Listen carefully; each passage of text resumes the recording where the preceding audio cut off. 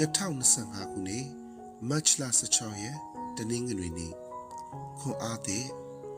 ထိုဖျားသခင်သည်ငါကိုခွန်အားကပန်းနေစီ၍ငါသွားရလမ်းကိုဖြောင့်စေတော်မူ၏18ခုမြောက်သောစာလံအပိုက်ငယ်32ဆိုးရွားတဲ့ညဖြစ်သည်တစုံတစ်ခုကယခင်ကနာကျင်စရာများကိုအမှတ်ရစေပါသည်ကျွန်တော်စိတ်ထဲခြေကွဲပွေအဖြစ်အပျက်တွေကိုပြန်သတိရရင်အိမ်ပြောတော့ကျွန်တော်မအိမ်နိုင်တဲ့အတွက်ရှင်မသက်ခရစ်ဝင်ခန်းကြီး26အငယ်36မှ46ရှိသခင်ယေရှု၏ဂေဒရှိမန်ဥယျာဉ်နှင့်နာကျင်ရန်ဆုတောင်းခြင်းကိုဖတ်မိသည်ထူးဆန်းတာကရှင်ပေတရုယာကုပ်ယောဟန်တို့လိုသခင်ယေရှု၏အရင်အဆုံးတငယ်ချင်းများကကောင်းကောင်းအိမ်နေတာကြောင့်သခင်ကိုနှစ်သိမ့်မပေးနိုင်တာကိုတွေ့လိုက်ရသည်ထိုအချက်ကအိယာရဲပြန်ဝင်ဖို့နှုတ်ဆော်ပေးကနောက်နာရီအနည်းငယ်မှာပဲဂျေဇုတင်စရာကောင်းစွာနဲ့ကျွန်တော်အိပ်ပျော်သွားသည်မနက်6နာရီကျွန်တော်အိယာထချိန်ကျွန်တော်မတ်တက်ရက်ဖို့ခက်ခဲနေခဲ့သည်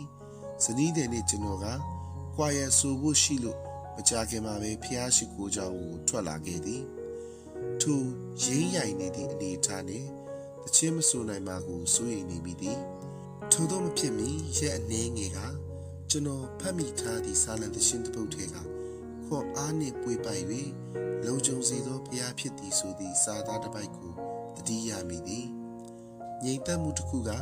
ကျွန်တော်ထံရောက်လာပြီးဒါဝိဒ်အတွက်ဘုရားရှင်လှုပ်ပေးသည်ဆိုတာကိုယုံလျက်ဘုရားသခင်ကကျွန်တော်အတွက်လည်းလှုပ်ပေးမည်ဆိုသည့်အားသစ်မျိုးကိုခံစားလိုက်ရသည်စင်ကြယ်ရန်ကူညီမဆဖို့ဆုတောင်းသောအခါဘုရားသခင်ကကျွန်ုပ်ကိုအားကိုအသစ်ဖြစ်စေသည်အာယုံပြုဆုတောင်းရန်